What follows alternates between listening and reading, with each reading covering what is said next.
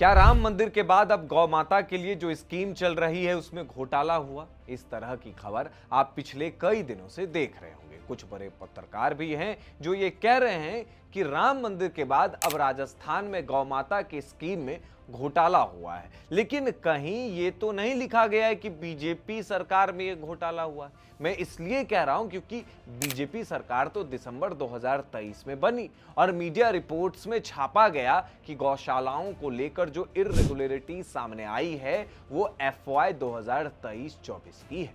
इस financial year का ज्यादा हिस्सा अशोक गहलोत सरकार के कार्यकाल में आता है, तो ऐसे में यह सवाल अहम है। सोशल मीडिया पर कई अहम सवाल उठा दिए गए। ये बताने की कोशिश की जा रही है कि बीजेपी ने राम मंदिर के बाद अब गौ माता के नाम पर स्कैम किया, क्योंकि नैरेटिव वाला माला जपने वालों को आजकल हर चीज बीजेपी के खिलाफ ही दिखती है।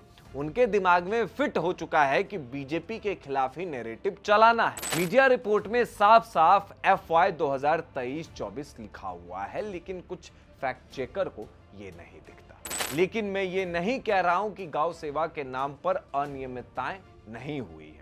अब जरा इस ऑडिट रिपोर्ट की बात करते हैं। ऑडिट रिपोर्ट के आधार पर गोपालन विभाग से संबंधित 38 गौशालाओं से कुल 56.36 करोड़ रुपए की वसूली के आदेश जारी किए गए।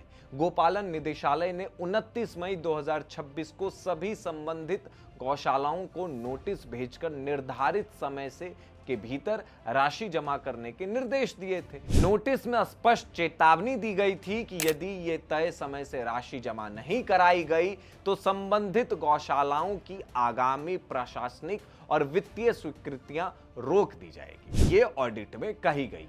ये तो बात हुई ऑडिट की, लेकिन अब मीडिया रिपोर्ट्स में कहीं भी अशोक गहलोत सरकार का जिक्र नहीं किया गया, सिर्फ राजस्थान सरकार लिखा गया, जिससे लोगों को यह लगे कि बीजेपी ने यह सब किया है।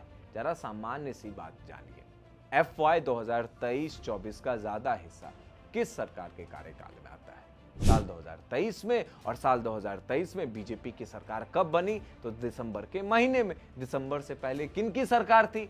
अशोक गहलोत की। और गुरु, जो लोग आज सोशल मीडिया पर चिल्ला रहे हैं कि राजस्थान सरकार में गौवंश के नाम पर घोटाला हो गया, उन्हें वो मीडिया रिपोर्ट्स देखने की जरूरत है जो साल 2024 में छपी थी, जिनमें साफ शब्दों में लिखा था कि पूर्ववर्ती कांग्रेस सरकार के कार्यकाल में गौशाला अनुदान को लेकर बड़ा गमन सामने आया था। वर्तमान सरकार ने अनुदानित गौशालाओं की जांच कराई तो बड़ा फर्जीवाड़ा मिला।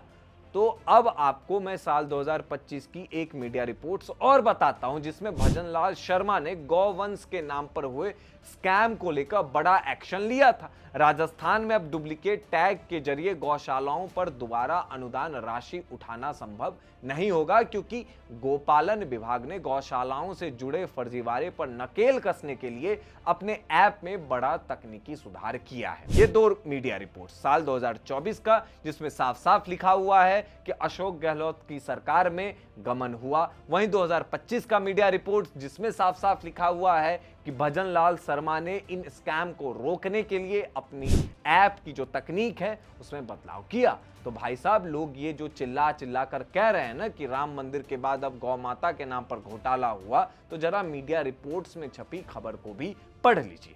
इस रिपोर्ट पर आपकी क्या प्रतिक्रिया है, हमें कमेंट बॉक्स में जरूर बताएं।